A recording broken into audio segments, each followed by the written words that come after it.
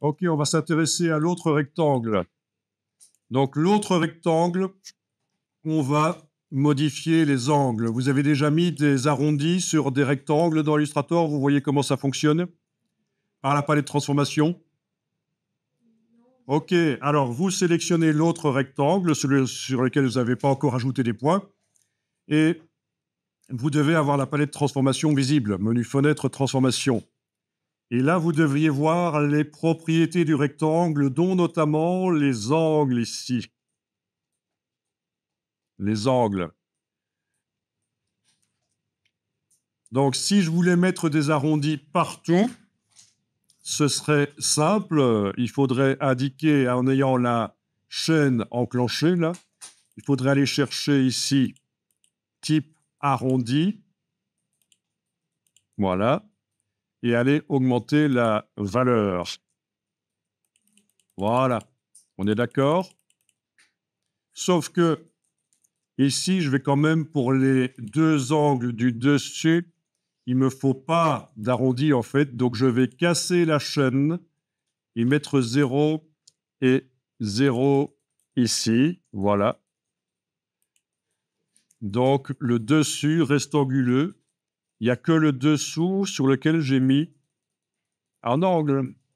Un arrondi, pardon. Un arrondi. Voilà.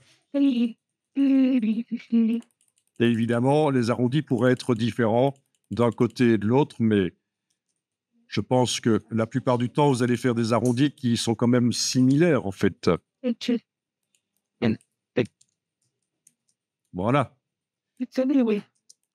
Bien, alors, cette forme, vous allez la dupliquer et on va voir comment on pourrait enlever la surpiqûre sur le dessus, ici.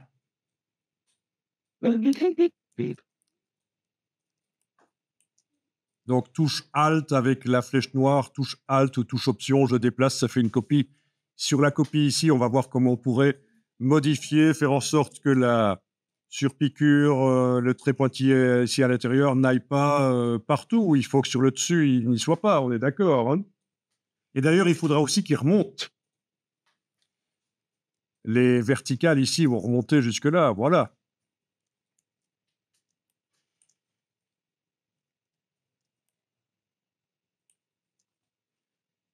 Mais travaillez bien sur une copie parce que celui-ci, on va encore en avoir besoin. On travaille sur la copie.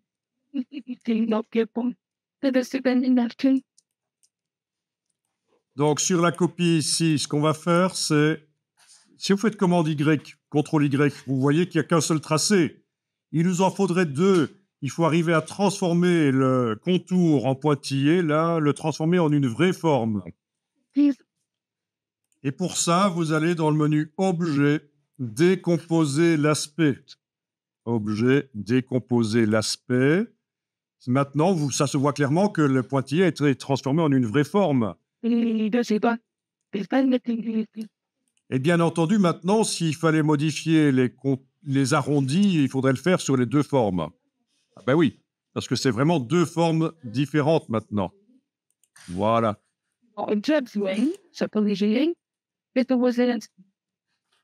Voilà, c'est vraiment deux formes différentes. Avec la flèche blanche plus, il serait même possible de déplacer celle-là. C'est groupé, en fait, elles sont groupées. Mais ne déplacez pas, hein, c'est juste pour vous montrer que c'est vraiment deux formes différentes. Et on va supprimer la ligne du dessus, donc avec la flèche blanche, pas blanche plus. Avec la flèche blanche qui permet de sélectionner un point ou deux ou un segment. Vous cliquez à côté de l'objet, puis sur le segment du dessus et touche suppression sur le clavier. Et voilà. Et vous avez supprimé le segment. Donc, est-ce que tu as obtenu ta vraie forme là? Tracé avec le G. Avec la flèche blanche, je clique à côté. Pourquoi je clique à côté là, à ce moment-là? Pourquoi je... Ben oui, pour désélectionner, voilà. Et puis je vais cliquer sur le segment du dessus pointillé là. Donc, et je enfonce la touche suppression sur le clavier. Et voilà.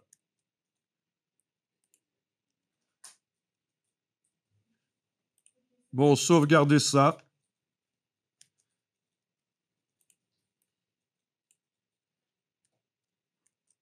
vous rappelle que je change régulièrement le nom pour éviter d'écraser les versions, une version d'avant, quelque chose que j'aurais fait avant, voilà.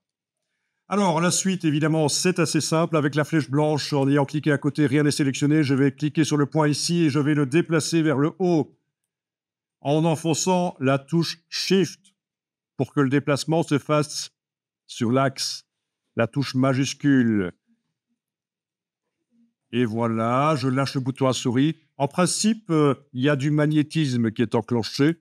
Donc, quand je déplace avec la touche majuscule, à un certain moment, oui, c'est les repères commentés qui m'indiquent que j'arrive sur l'intersection et je peux lâcher le bouton ici de la souris, puis la touche majuscule.